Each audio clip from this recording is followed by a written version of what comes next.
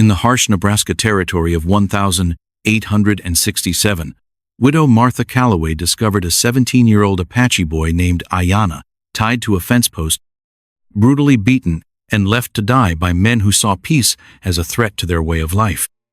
When she chose compassion over fear and brought him into her home, their unlikely bond would challenge everything her community believed about survival, family, and what it truly means to show mercy in a world built on hatred. But would her act of defiance cost them both everything they had left to lose? The screaming wind sounded like dying animals across the empty Nebraska land. Martha Calloway pressed her face against the cold window glass, watching dark clouds roll toward her tiny wooden house. October 1867 had brought nothing but bad news and empty pockets. Her coffee cup shook in her hands. 3 months ago, she had kissed her husband Daniel goodbye before he rode to town for supplies. He never came back. The fever took him in 2 days, leaving Martha alone with 160 acres of stubborn dirt and debts that grew bigger each week. The morning sun barely broke through the thick clouds.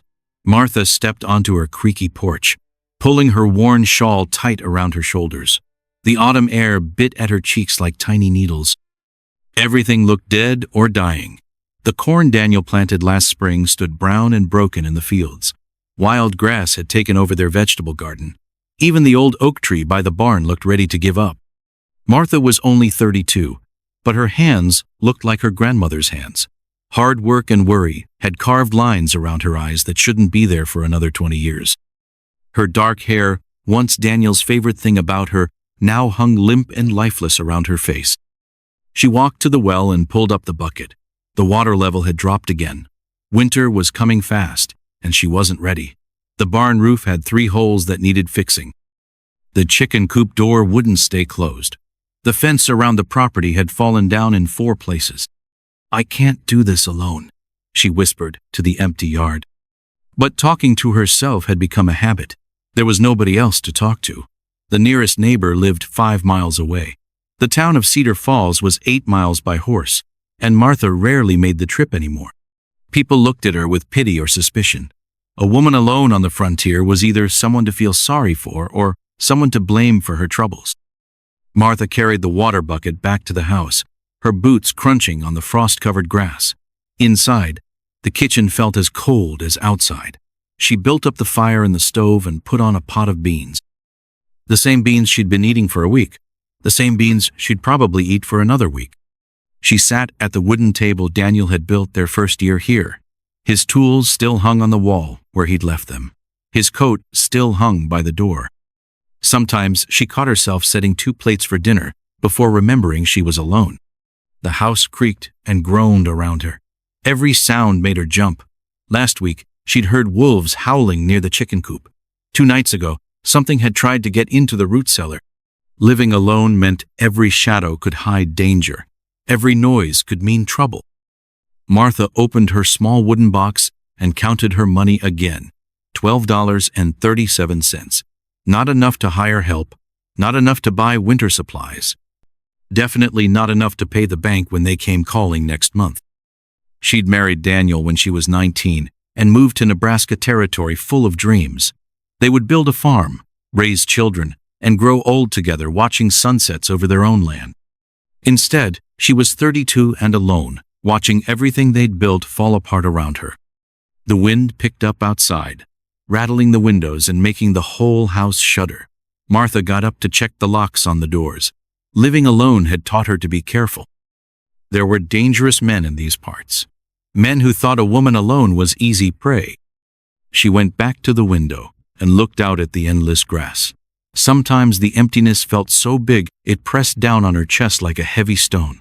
The sky stretched forever in every direction. The land rolled on, with nothing to break it up except her small house and barn. Daniel used to say the wide-open spaces made him feel free. Martha just felt lost. A movement in the distance caught her eye. Someone was coming. Martha squinted through the dirty glass, trying to make out the figure.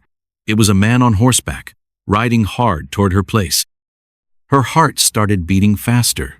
Visitors usually meant bad news. She went to the kitchen and picked up Daniel's old rifle from beside the door. She'd learned to shoot when they first moved here, but she'd never had to point the gun at another person. Her hands trembled as she checked to make sure it was loaded. The rider was getting closer. Martha could see it was Sheriff Ben Morrison from town. His horse was covered in sweat, which meant he'd been riding fast for a long time. Ben never visited unless something was seriously wrong. Martha opened the door but kept the rifle in her hands. "Ben, what brings you out here in such a hurry?" Sheriff Morrison pulled his horse to a stop and jumped down. His face was red from the cold and the hard ride. "Martha, I need your help with something important. Something that could be dangerous." "What kind of dangerous?" Martha asked, not lowering the rifle. Ben looked around nervously, like he expected someone to be watching from behind the barn.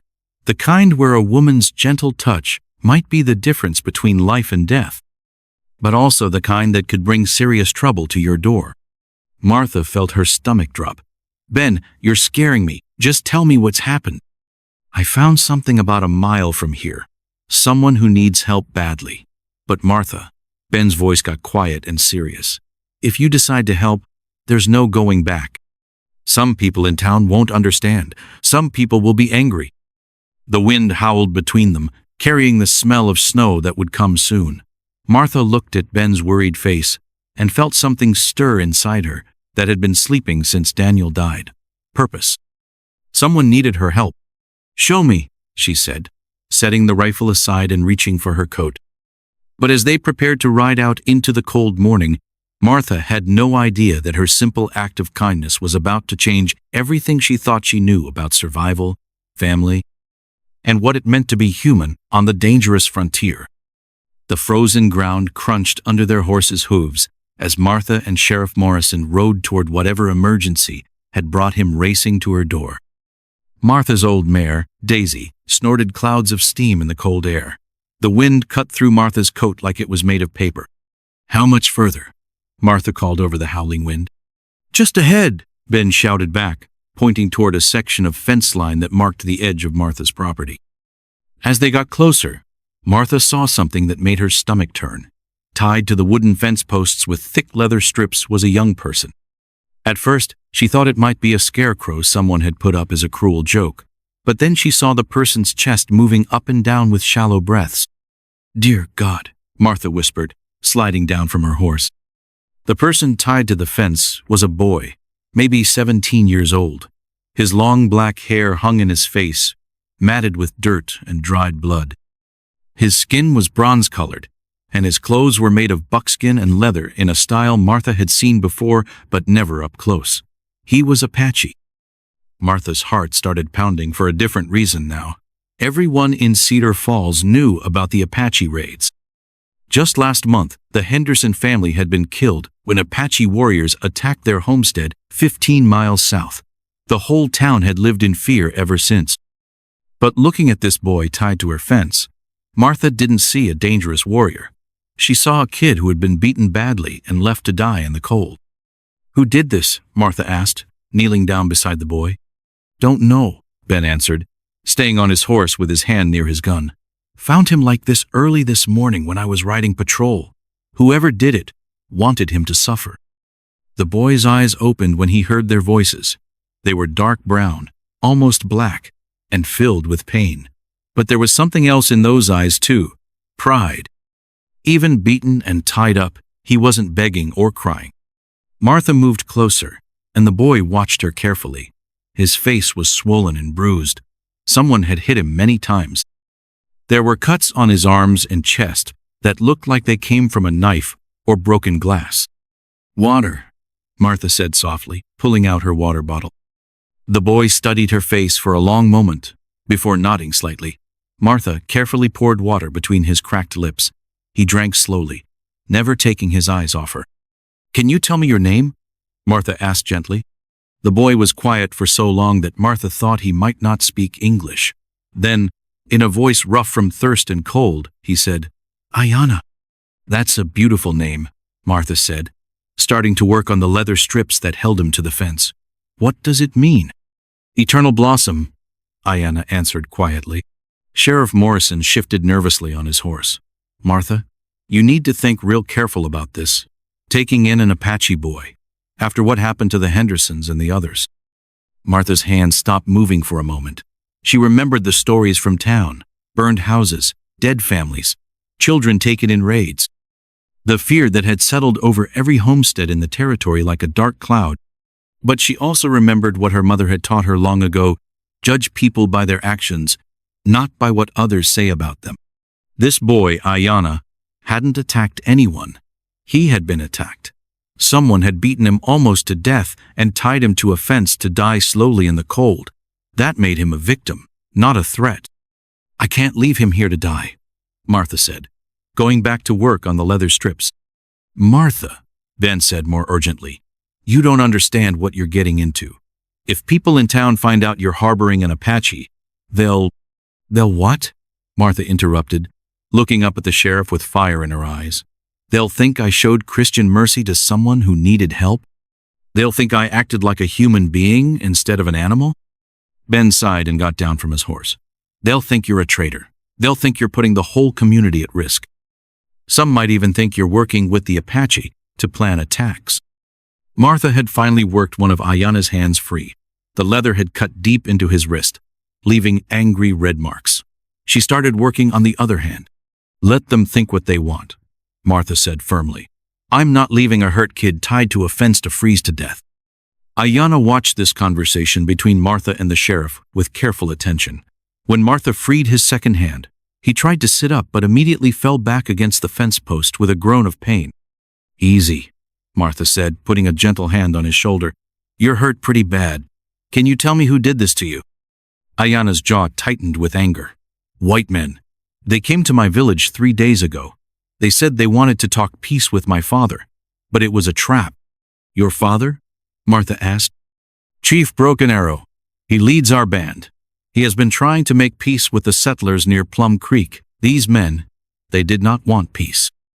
Sheriff Morrison listened to this with growing worry. If his father is Chief Broken Arrow, then this boy is important to the Apache. Taking him could start a war. "Or it could help end one," Martha replied. "If we show kindness to their chief's son, maybe they'll see that not all white people are their enemies." Martha managed to free Aiyana's feet from the fence. He tried to stand, but his legs wouldn't hold him. Martha caught him before he fell. "Ben, help me get him on my horse," Martha ordered. "Martha, I'm begging you to reconsider," Ben said. "Think about your reputation. Think about your safety. Think about what Daniel would have wanted." Martha felt anger flash through her like lightning. "Don't you dare bring my husband into this. Daniel believed in helping people who needed help. He would have done the same thing." She looked down at Aiyana, who was barely conscious now. His breathing was getting weaker. If they didn't get him somewhere warm soon, he would die right here in the cold. "Are you going to help me save this boy's life? Or are you going to stand there making excuses while he dies?"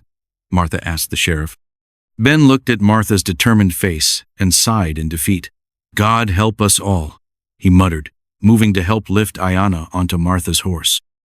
As they rode back toward Martha's house, with Aiyana barely staying upright in the saddle, Martha had no idea that her decision to show mercy would soon test every belief she had about right and wrong, safety and danger, and what it truly meant to be brave in a world that seemed to reward only cruelty and fear. But she did know one thing for certain.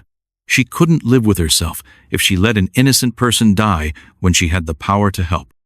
The rope cut deep into Aiyana's wrists, leaving dark marks that would scar for life. Martha worked fast, her fingers shaking as she tried to untie the cruel knots. Each pull of the rough cord made the boy wince, but he never cried out. "Easy now," she whispered, the way she used to calm spooked horses. "Almost got it." Sheriff Morrison paced behind them like a caged wolf. His boots crunched on the dry grass with each step. "Martha, think about what you're doing. The whole county's on edge after what happened to the Henderson family." The last knot came free. Aiyana's arms dropped to his sides, and he nearly fell forward. Martha caught him, surprised by how light he felt. Under the dirt and blood, she could see he was just skin and bones. "Can you stand?" she asked. Aiyana nodded, but his legs wobbled like a newborn calf. Dark bruises covered his ribs where someone had kicked him. His lip was split and swollen. One eye was nearly shut from the beating. "Who did this to you?" Martha demanded, anger rising in her chest like fire up a chimney. The boy looked at her with his one good eye. 3 men on horses.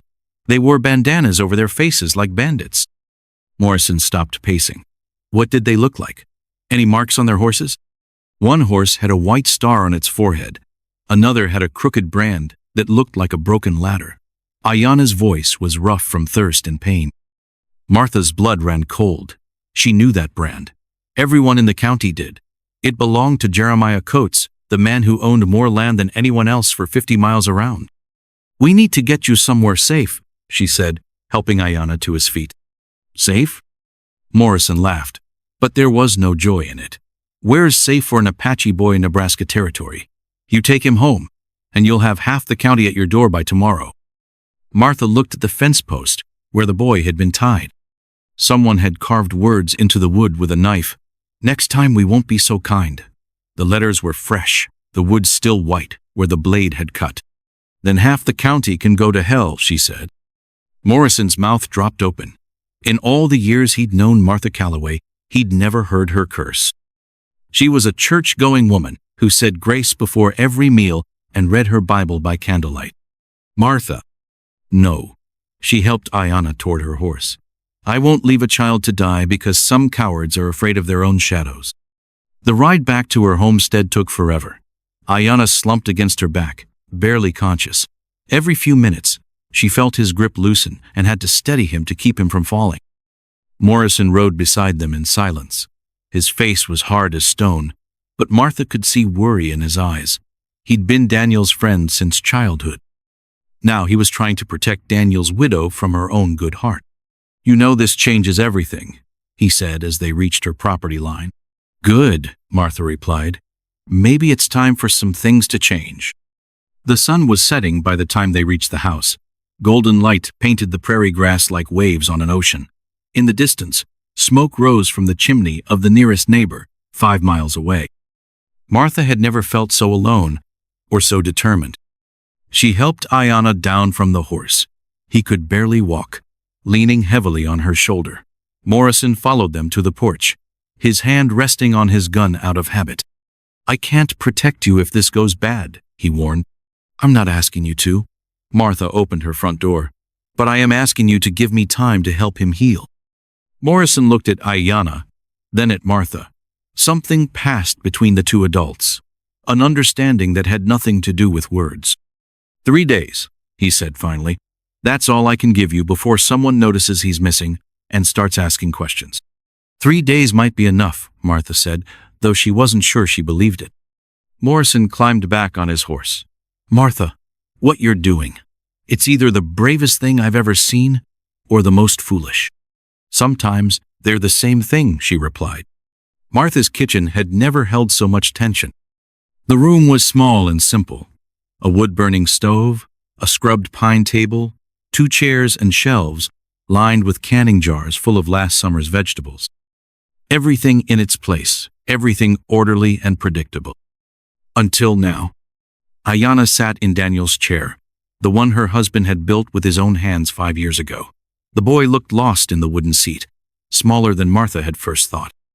In the lamplight, she could see he was younger than she'd guessed, maybe 16, maybe even 15. "Let me see those cuts," she said, pumping water into a basin.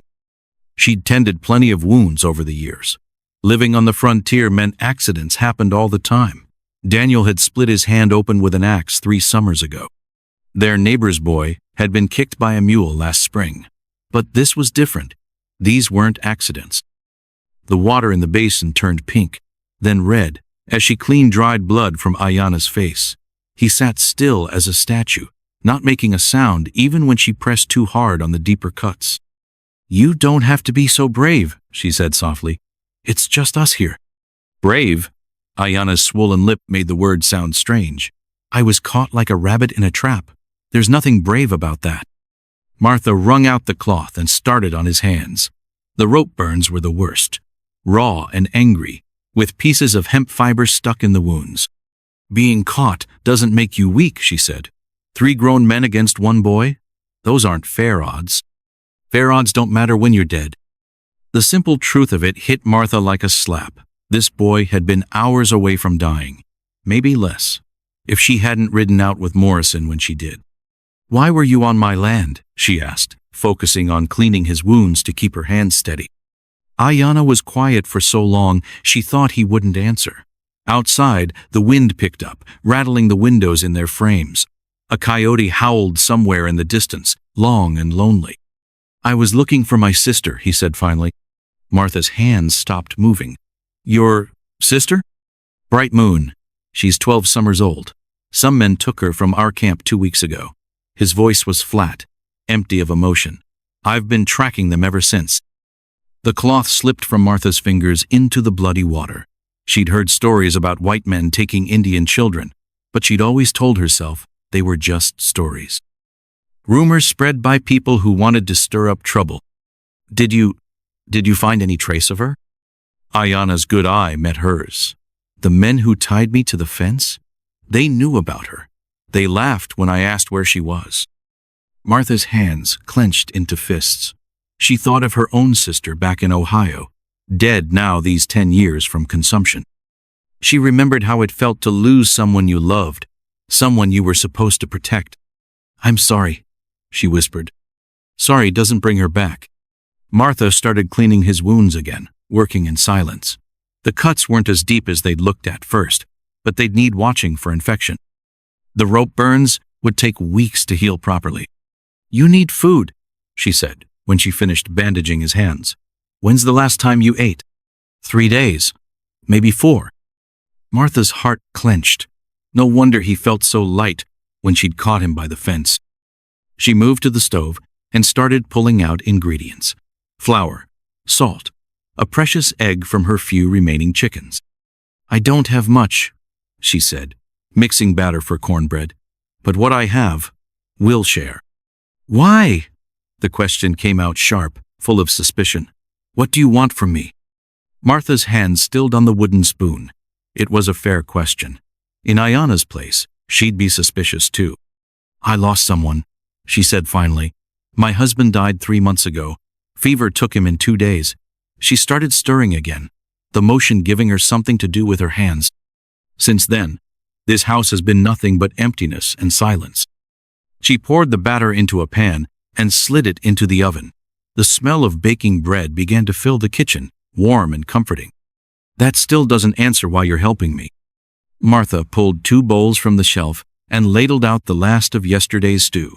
Rabbit and carrots, thickened with flour and seasoned with the herbs she grew behind the house. "Because," she said, setting a bowl in front of him, "sometimes helping someone else is the only way to help yourself." Aiyana stared at the steaming bowl, like he couldn't believe it was real.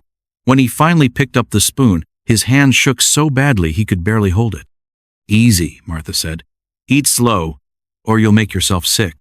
She watched him take careful bites, saw the way his eyes closed with each spoonful. When was the last time anyone had fed him? When was the last time anyone had shown him kindness? "The men who took your sister," she said carefully. "Did you recognize any of them?" Aiyana nodded, his mouth full of stew. He swallowed hard. "One of them had a scar across his chin, white as lightning. Another was missing 2 fingers on his left hand." Martha's blood turned to ice. She knew a man with a scar like that. Chuck Bradley, who worked for Jeremiah Coates, and the missing fingers. That sounded like Tom Garrett, Coates's foreman. "Aiyana," she said slowly, "I think I might know who took your sister." The boy's spoon clattered into his bowl. "Who?" "Men who work for the biggest rancher in the county. A man named Jeremiah Coates." Martha's voice was barely above a whisper. "If I'm right, then helping you just became a lot more dangerous than I thought." But even as she said it, Martha knew there was no going back.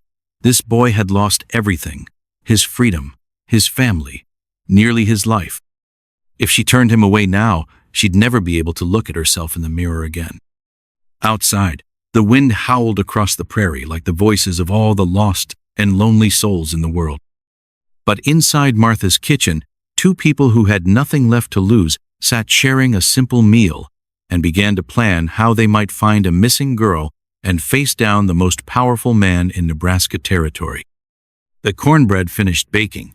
filling the room with the smell of home and hope. It wasn't much, but it was a start.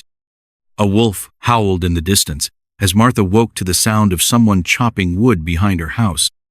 Dawn was still an hour away, but through her frost-covered window, she could see Aiyana's silhouette against the purple sky. He had been up before sunrise every morning for 2 weeks now, splitting logs and stacking them with the careful precision of someone who understood that winter could kill you if you weren't ready. She pulled on her heavy coat and stepped outside, her breath forming white clouds in the bitter air. "You don't have to do all this work yourself," she called softly, not wanting to wake the neighbors who lived a mile away. Aiyana paused mid-swing, the axe held high above his head.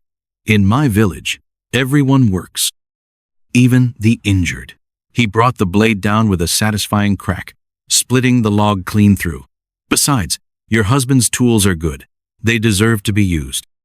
Martha picked up an armload of the split wood, noticing how Aiyana had organized everything by size and type.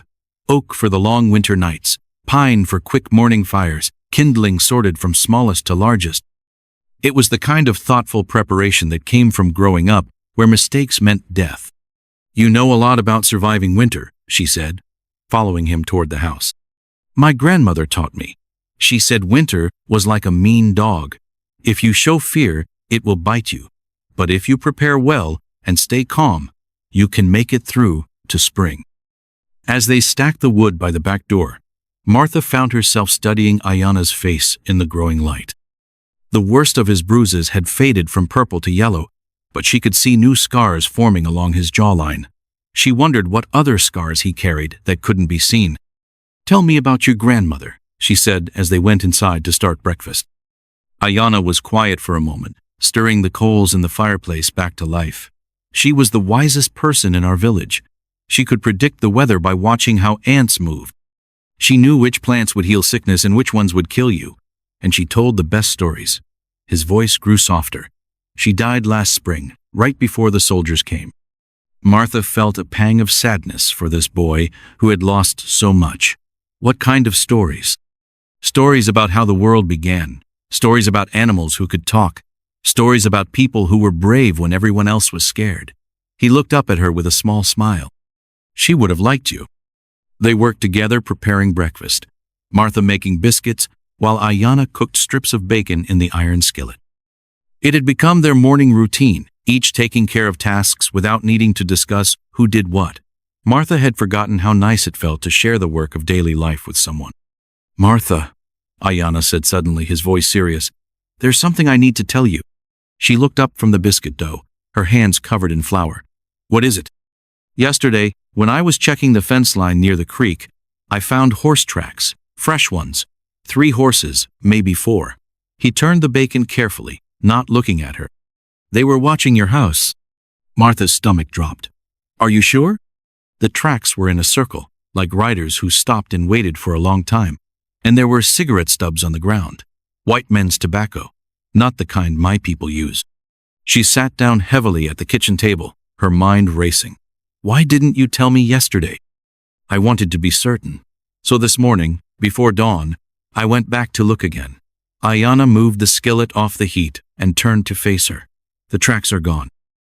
Someone came back during the night and brushed them away with tree branches." The bacon grease popped and sizzled in the sudden silence.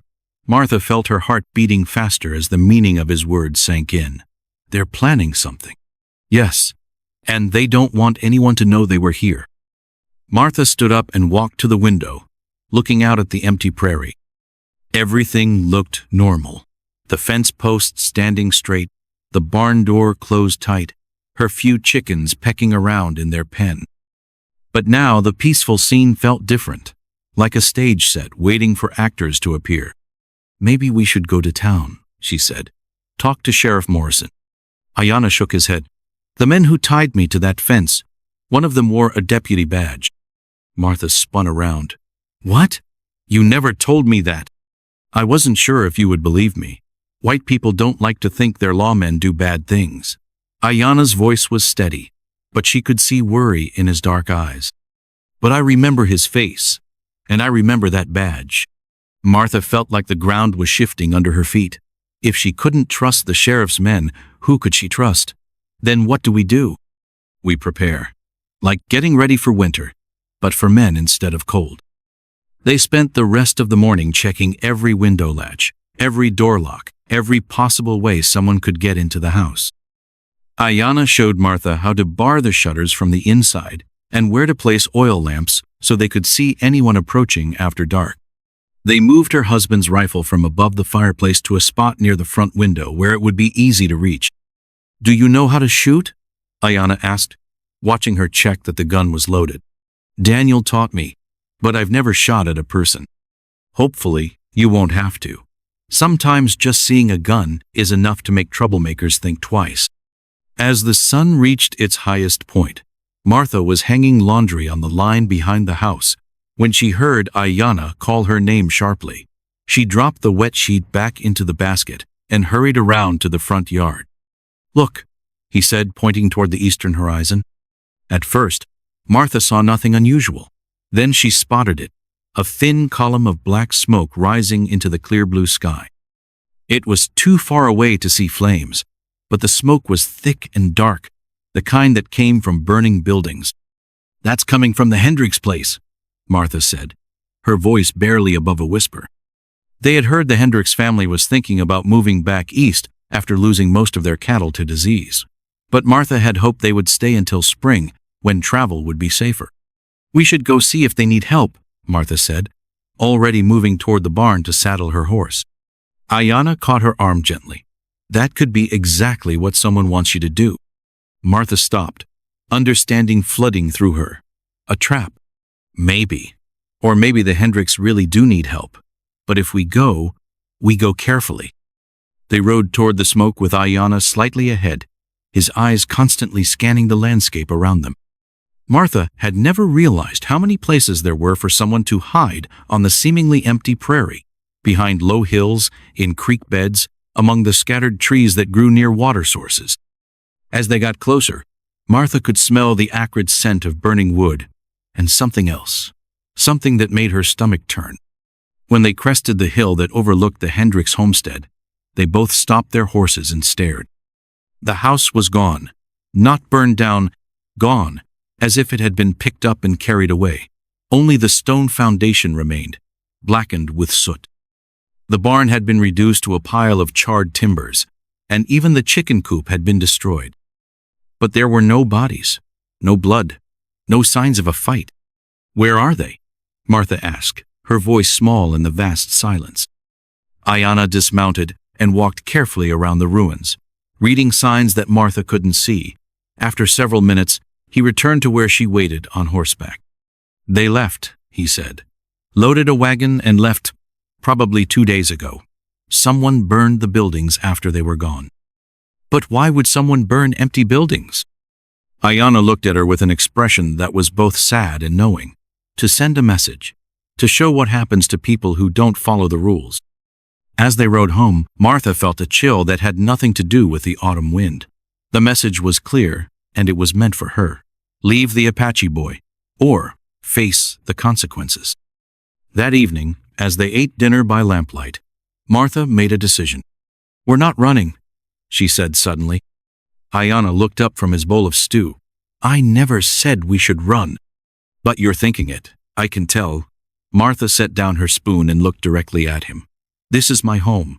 My husband is buried in the cemetery in town. My life is here. I'm not going to let bullies drive me away. And I'm not going to let you face them alone." They sat in comfortable silence for a moment, the weight of their decision settling between them like a bridge they had chosen to cross together. "There's something else," Aiyana said quietly. "Something I haven't told you about that night they tied me to the fence." Martha waited, sensing that whatever he was about to say was important. "They didn't just beat me for no reason. They wanted information. About my father's village, about where my people spend the winter, about how many warriors we have." Aiyana's jaw tightened. "They're planning an attack, a big one. And they wanted me to help them." "But you didn't." "No. And that's why they left me to die." "But Martha," he looked at her with worry in his eyes, "if they can't get the information from me, they'll try to get it another way. And they'll keep coming back until they do." Outside, the wind picked up, rattling the windows and making the lamplight flicker. Martha reached across the table and placed her hand over Aiyana's. "Then we'd better be ready for them." 3 riders appeared on the horizon at exactly noon, their horses moving at the slow, steady pace of men who were in no hurry because they knew their destination couldn't run away. Martha watched them approach from her kitchen window, her hands gripping a cup of coffee that had gone cold an hour ago. "They're here," she called softly to Aiyana, who was in the next room cleaning his hunting knife with careful, deliberate strokes. He appeared beside her at the window, his movements silent as a cat's. "I recognize the one in front. His name is Coates. He owns the big ranch near Plum Creek." Martha studied the approaching riders. The man Aiyana had identified sat tall in his saddle, wearing a black coat that probably cost more than most families made in a year. His companions looked like the kind of men who solve problems with their fists first and their brains second. "What does he want with us?" Martha asked. "I don't think he wants anything from us," Aiyana replied quietly. "I think he wants us gone." The riders stopped just outside Martha's front gate, close enough to talk but far enough away to make a quick escape if needed. Coates removed his hat and ran a hand through his gray hair, a gesture that might have looked polite if not for the coldness in his pale blue eyes. "Mrs. Calloway," he called out in a voice that carried easily across the yard. "Might we have a word?"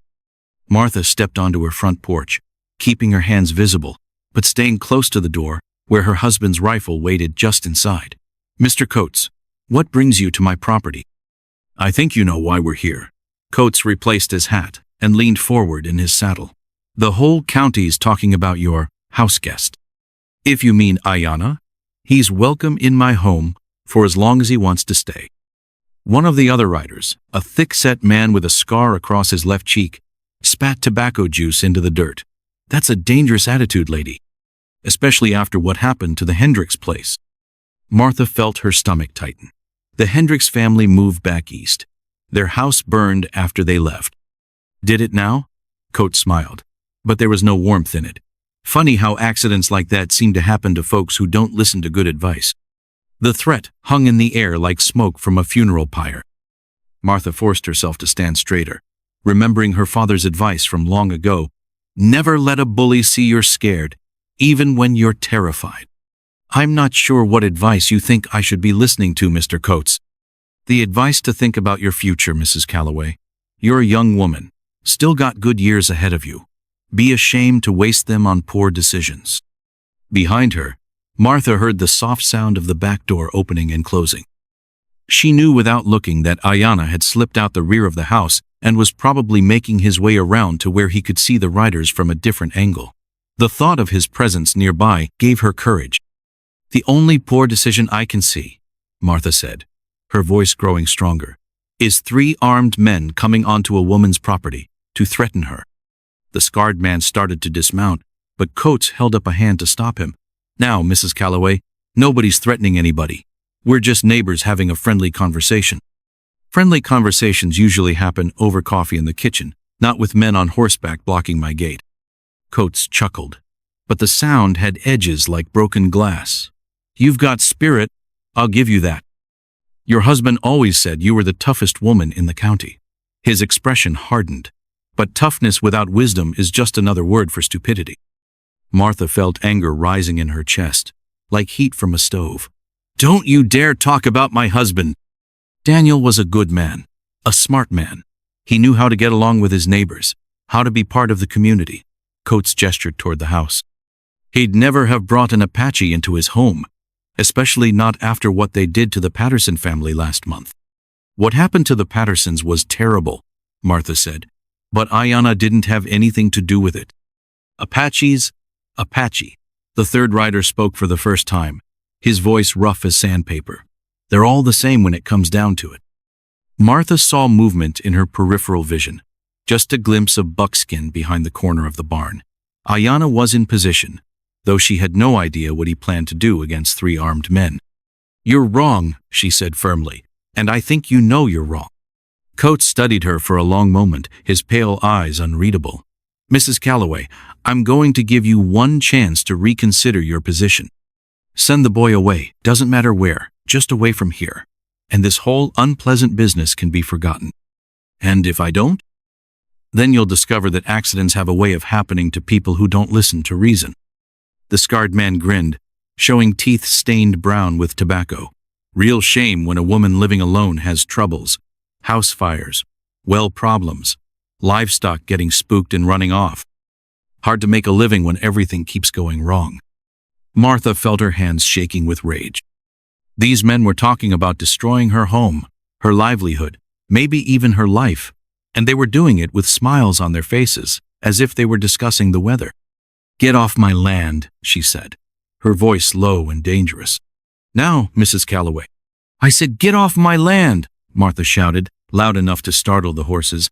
"Right now, before I get my rifle and show you what Daniel taught me about shooting." For the first time, uncertainty flickered across Coates's face. He had expected her to be frightened, maybe to bargain or plead. He hadn't expected defiance. "You're making a mistake," he said, gathering his reins. "The only mistake I'm making is not getting my gun before you finish talking." The three men turned their horses and began riding away, but not quickly. They moved with the casual confidence of predators who knew they could return whenever they chose. At the gate, Coates looked back over his shoulder. "Think carefully about what kind of winter you want to have, Mrs. Calloway. It's going to be a long, cold one." After they disappeared over the rise, Martha remained on the porch for several minutes, her heart hammering against her ribs. She had just made enemies of some of the most powerful men in the county, and she had no idea what they might do next. Aiyana emerged from behind the barn, moving quickly across the yard to join her. "Are you all right?" "I'm angry," Martha said, "but I suppose that's better than being scared." "You should be both. Those men are dangerous." Martha looked at this young man who had brought such trouble into her life and realized she didn't regret a single moment of it. "More dangerous than letting fear make my decisions for me?" Aiyana smiled, the first real smile she had seen from him since the day she found him tied to the fence. "My grandmother would definitely have liked you." They went inside, and Martha immediately began checking the rifle, making sure it was clean and loaded. "How much time do you think we have before they come back?" "Not long. Men like that don't like being defied, especially by a woman." Aiyana moved to the window and peered out carefully. "But they'll wait until dark. They're cowards at heart." Martha spent the afternoon writing a letter to her sister in Kansas, explaining the situation and asking her to contact the territorial authorities if anything happened to her. She sealed it in an envelope and gave it to Aiyana. "If something goes wrong tonight, I want you to take this letter and ride to town. Give it to the postmaster and tell him to send it immediately." Aiyana took the letter but shook his head. "I'm not leaving you here alone. This isn't your fight." "Yes, it is. They made it my fight when they tied me to that fence and left me to die." His dark eyes were steady and determined. "Besides, you saved my life. In my culture, that creates a bond that can't be broken." As darkness fell, they prepared the house like a fortress. They moved furniture in front of the windows, leaving small gaps to shoot through if necessary. They filled buckets with water and placed them around the house in case of fire. They checked and double-checked their weapons: Martha's rifle, Daniel's old pistol, and Aiyana's hunting knife. "There's something I need to ask you," Martha said as they waited in the darkened kitchen, listening for sounds outside. "What is it? If we get through this, what happens next? Where will you go?" Aiyana was quiet for so long that Martha thought he might not answer. Then he said, "I've been thinking about that. My father's village moved south for the winter, to a place where the soldiers can't find them easily. I could try to catch up with them. But I'm not sure I belong there anymore. I've changed since I've been here. I see things differently now." Martha understood what he meant. She had changed too, in ways she was only beginning to recognize. Taking Aiyana into her home had forced her to question assumptions she had never even realized she held. "You'll always have a place here," she said softly. "Even if it means more trouble?" "Especially if it means more trouble. I'm getting tired of people telling me how to live my life." A sound outside made them both freeze. The soft whinny of a horse, quickly muffled. Then another sound, like a boot scraping against wood. They were coming. The shotgun blast shattered the morning silence like breaking glass. Martha stood on her porch, smoke still rising from the barrel, her heart pounding so hard she could hear it in her ears. The warning shot had sent Coates and his men scrambling backward, their horses dancing nervously in the yard. "You've lost your mind, woman," Coates shouted, his face red with anger and surprise, pointing a gun at honest citizens. "Honest?" Martha kept the shotgun steady, though her arms were starting to shake. "You ride onto my land with threats and call yourselves honest?" Behind her, Aiyana moved closer to the door. She could feel his tension, ready to run or fight if needed. But this was her fight now, her choice to make. "That savage has poisoned your thinking," sneered Jake Miller, one of Coates's ranch hands. "Can't you see what he's doing to you?" "He's helped me fix my roof," Martha replied, her voice getting stronger. "He's shown me where to find clean water when my well ran low. He's taught me which plants can heal cuts and which ones will make you sick." She took a step forward. "What have any of you done for me since Daniel died?" The question hung in the cold air. These men, who claimed to protect the community, had never once offered to help the widow repair her fence or check on her during the long winter nights. They had been too busy planning their next raid against the Apache camps. "This isn't about helping you," Coates said, his voice turning dangerously quiet. "This is about keeping our families safe. That boy's people killed the Henderson family, burned them out of their home. Aiyana wasn't with them," Martha said firmly. "How do you know?" Miller demanded. "You taking the word of a savage over your own kind?" The word hit Martha like a slap. Her own kind. As if kindness and cruelty were divided by the color of skin or the place of birth. As if the boy, who had gently tended her sick chickens and read poetry by her fireplace, was somehow less human than these men who rode with rope and guns. "My own kind," she repeated slowly, "are people who show mercy, people who help instead of hurt, people who see a wounded boy and think, 'How can I help?' instead of 'How can I use this?'" Coates's horse pawed the ground impatiently. "You're making a mistake, Martha. A big one. When the town council hears about this." "Let them hear," Martha interrupted. "Let them all know that Martha Calloway chose to save a life instead of take one." But even as she spoke the brave words, fear twisted in her stomach. The town council controlled everything: the bank that held her mortgage, the store where she bought supplies, the doctor who would treat her if she got sick. Going against them wasn't just dangerous. It could destroy her. "You've got until sunset," Coates said, turning his horse toward the road. "Get rid of him, or we'll come back and do it ourselves." "And if I don't?"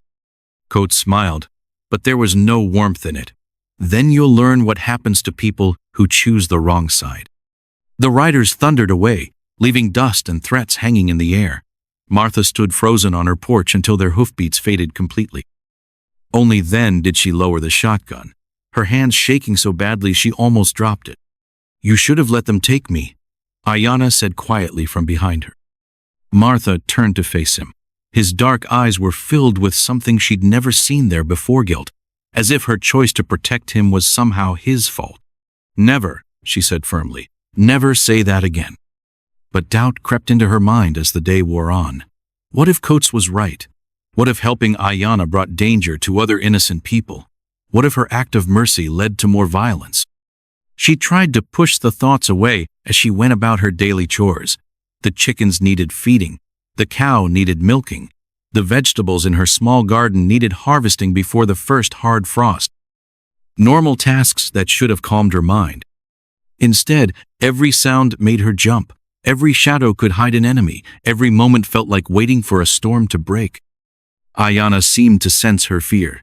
He stayed close to the house, helping with the work but constantly watching the horizon. His movements were different now, more careful, more alert. Like a wild animal that knows hunters are near. "They will come back," he said, as they worked together to bring in the last of the potatoes. "Maybe," Martha admitted. "Probably. I should leave before they do." Martha's hands stilled on the potato she was brushing clean. The thought of him leaving made her chest tight with panic. Not because she needed his help with the work, though she did, Not because she feared being alone again, though she did, but because somewhere in the past weeks, this boy had become family. The only family she had left. "Where would you go?" she asked quietly. Aiyana was silent for a long moment. "My people move with the seasons. They could be anywhere now. North toward the Black Hills, west toward the mountains. I might never find them." The loneliness in his voice broke her heart. He was just 17, barely grown, and already he had lost everything that mattered. His tribe, his home, his sense of belonging. She wouldn't let him lose this too. "Then we fight," she said. "Against 5 men? Against the whole town? Against anyone who tries to hurt you." Martha stood up, brushing dirt from her apron. "This is your home now. I'm not letting anyone take that away." But as the sun began to sink toward the western horizon, painting the sky the color of blood, Martha wondered if her determination would be enough. Coates wasn't the type of man to make empty threats.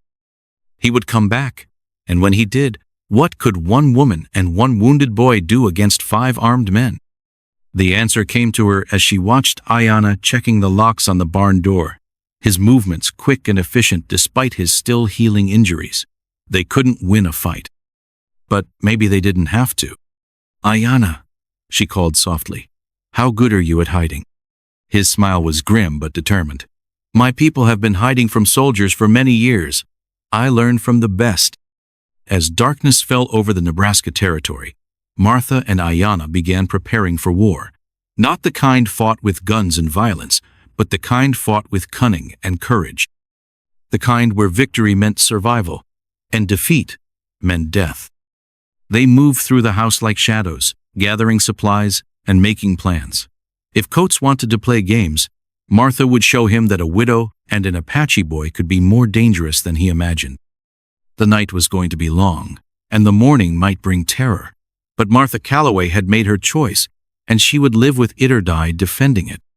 Snow began falling just after midnight, fat flakes that caught the lamplight and turned the world into a Christmas story. Martha watched from her kitchen window as the yard transformed from brown earth to white carpet, beautiful and treacherous at the same time.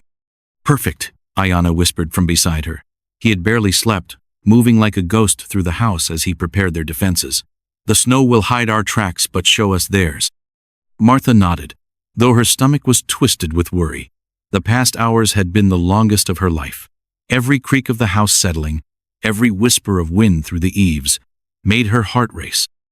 But Aiyana remained calm, his movements sure and steady, as he transformed her simple homestead into something resembling a fortress.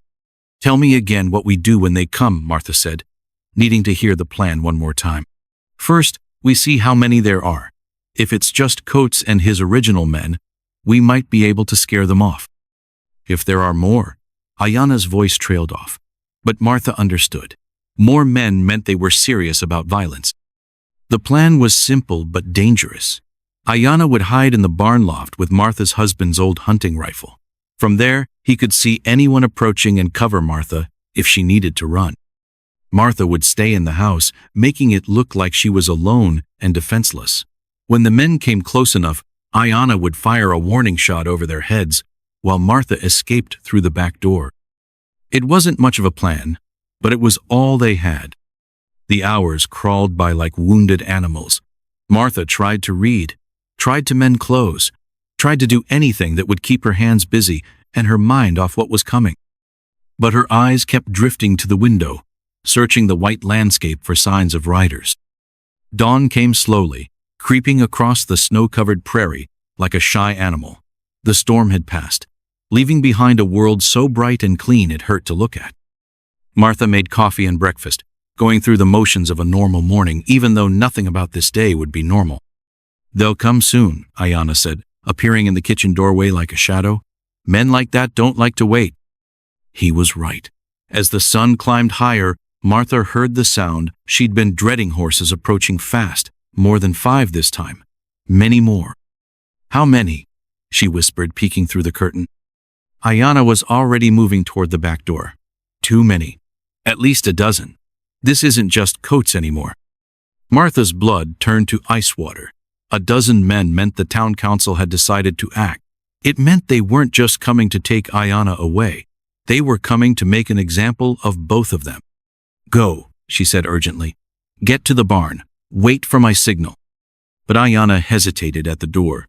"Martha, if this goes wrong—" "It won't," she said firmly, though her voice shook. "We've come too far to give up now." He nodded and slipped outside, moving through the snow with the silence of a hunting cat.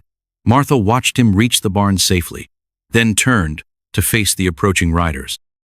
They came into the yard like an army, horses snorting clouds of steam in the cold air. Coates rode at the front, but Martha recognized other faces, 2 members of the town council, shopkeepers, even the banker who held her mortgage. Men who had smiled and tipped their hats to her just weeks ago now looked at her house like it was a nest of rattlesnakes. "Mrs. Calloway," Coates shouted without dismounting, "this is your last chance. Send the savage out, and we'll let you live in peace." Martha stepped onto her porch, the shotgun cradled in her arms. The cold bit at her face, but she forced herself to stand straight and calm. "There's no savage here," she called back. "Just a boy who needed help. A boy who killed innocent families. Not this boy. This boy helped me survive when none of you cared if I lived or died." Martha's voice grew stronger with each word. "This boy showed me more Christian kindness than this whole town combined." Murmurs rippled through the group of riders. Some looked uncomfortable, shifting in their saddles as if her words had hit their mark. But others, the hard-faced men who had ridden with Coates from the beginning, just looked angry. "You're talking nonsense," called out Banker Williams. "That savage has addled your brain with his heathen ways." "Heathen ways?" Martha laughed, but there was no humor in the sound. "Like helping me fix my roof when it leaked? Like showing me which plants could heal my sick animals? Like sitting by my fire reading the Bible out loud because he wanted to understand the white man's God?" That last part wasn't entirely true, but it should have been. Martha had seen Aiyana studying her worn copy of Scripture, his brow furrowed as he worked through the difficult English words. He was trying to understand her world, trying to build bridges between their peoples. These men just wanted to burn the bridges down. "Enough talk," snarled Jake Miller. "We're taking him willing or not." Several of the riders began to dismount, their hands moving to their guns. Martha's heart hammered against her ribs as she realized the talking was over. Now came the part she and Aiyana had planned for but hoped would never happen. "You'll have to go through me first," she said, raising the shotgun. "So be it," Coates replied coldly. The men began moving forward, spreading out to surround the house. Martha backed toward her door, playing her part in their desperate plan. Just a few more steps, and she could slip inside and run for the back door. That's when the first shot rang out. The bullet whistled over the heads of the advancing men, sending them diving for cover behind whatever they could find. Horses reared and whinnied in panic as their riders fought to control them. "There," someone shouted, pointing toward the barn, "in the loft." More shots followed, but these weren't warning shots. The men were firing to kill now, their bullets splintering the barn walls and sending chunks of wood flying. Martha's heart nearly stopped as she realized their plan was falling apart. Aiyana was trapped in the loft with nowhere to run. She had to do something, had to help him somehow. But what could one woman do against 12 armed men? The answer came to her as she watched the men reload their weapons. She couldn't save Aiyana by fighting, but maybe she could save him by surrendering. "Stop!" she screamed, stepping off the porch with her hands raised high. "Stop shooting! I'll make you a deal!" The gunfire ceased, leaving only the sound of frightened horses and heavy breathing in the cold air. Coates emerged from behind his horse, his gun still trained on the barn. "What kind of deal?"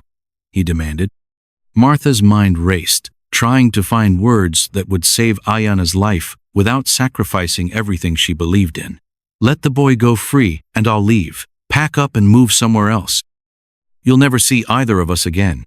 "No deal," Coates spat. "That savage dies here today." But Banker Williams held up a hand. "Wait, maybe we should hear her out." Martha saw her chance and took it.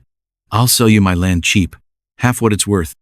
You can divide it up among yourselves, make a nice profit." She was making it up as she went along, but she could see some of the men considering her offer. Greed was a powerful motivator, sometimes even stronger than hatred. The land's not worth much with a savage running around killing folks, Miller argued. Then let me prove he's not a killer, Martha said desperately. Give me 1 month. 1 month to show you what kind of person he really is. If there's any more trouble with the Apache, any violence at all, you can have us both. But if there's peace, if he proves he's not a threat, then you let us be. The men looked at each other, uncertain now. The offer of cheap land was tempting, but so was the chance to end what they saw as a threat to their community. Finally, Coates lowered his gun. 1 month, he said, but at the first sign of trouble, the first hint of violence, we finish this. Martha nodded, not trusting her voice to remain steady. 1 month wasn't much, but it was better than watching Aiyana die in a hail of bullets. As the riders slowly withdrew, Martha realized she had bought them time, but at a terrible cost. She had promised to prove Aiyana's worth to people who had already decided he was worthless. She had bet both their lives on the hope that hatred could be overcome by truth. Now all she could do was pray that 1 month would be enough to change hearts that had been hardened by years of fear and prejudice. In a world where mercy was seen as weakness and kindness was mistaken for foolishness, Martha Calloway and Aiyana would have to prove that love was stronger than hate. The snow continued to fall, covering the scars of conflict and the wounds of anger, promising that spring would come again. But first, they had to survive the winter of their neighbors' discontent.